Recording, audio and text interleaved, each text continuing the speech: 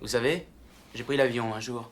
Et je suis assis là et le capitaine, il fait son annonce, genre, nous volerons à une altitude de 30 000 pieds, puis là, il pose le micro, seulement il oublie de le couper.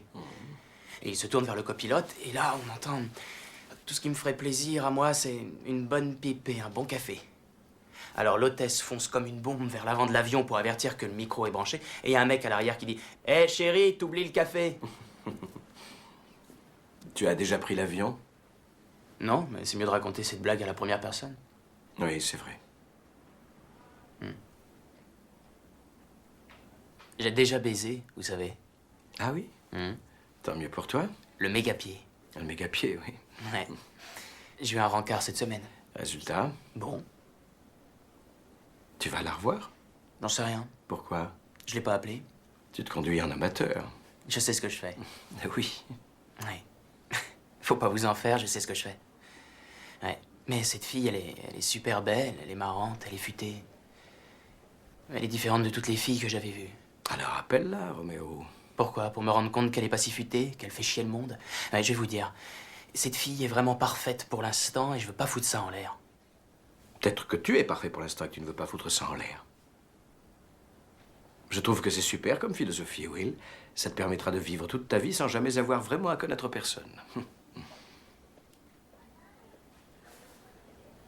Ma femme, elle pétait quand elle était nerveuse. Elle avait toutes sortes de merveilleuses petites manies comme tu sais, elle pétait en dormant. Excuse-moi de te faire partager ça. Hein. Une nuit, elle a pété si fort que le chien s'est réveillé. Ça l'a réveillée elle aussi, alors elle m'a dit « C'était toi ?» Je dis « Oui, moi j'avais pas le cœur de dire la vérité. » Oh mon Dieu. Ça l'avait réveillée, oui.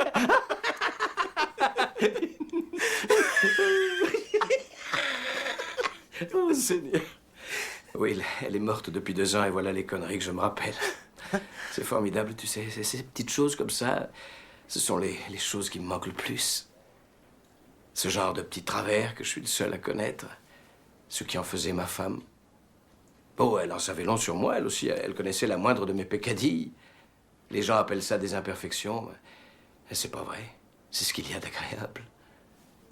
Et on a le droit de choisir qui on laisse entrer dans notre petit monde. Tu n'es pas parfait, vieux. Et laisse-moi t'épargner le suspense. La fille que tu as rencontrée, elle n'est pas parfaite non plus. Mais la question est de savoir si vous êtes parfaits l'un pour l'autre. Tout le truc est là. C'est le véritable sens de l'intimité. Peut-être que tu crois tout savoir sur tout, vieux, mais ça, la seule façon de le savoir, c'est de tenter le coup. Tu l'apprendras sûrement pas d'un vieux con comme moi. Et même si je le savais, je le dirais pas à un petit merdeux comme toi. Et pourquoi pas? Vous m'avez dit un tas de foutus trucs, je vous jure. Vous parlez plus que tous les psys que j'avais rencontrés avant. J'enseigne ce que je sais, je ne dis pas que je sais le faire. Ouais.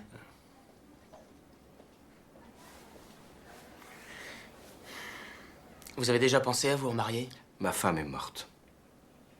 D'où l'expression remarier? Elle est morte. Ouais. Ben, je trouve ça super comme philosophie, Sean. C'est vrai, ça vous permettra de vivre le reste de votre vie sans jamais avoir vraiment à connaître personne? Fin de la séance.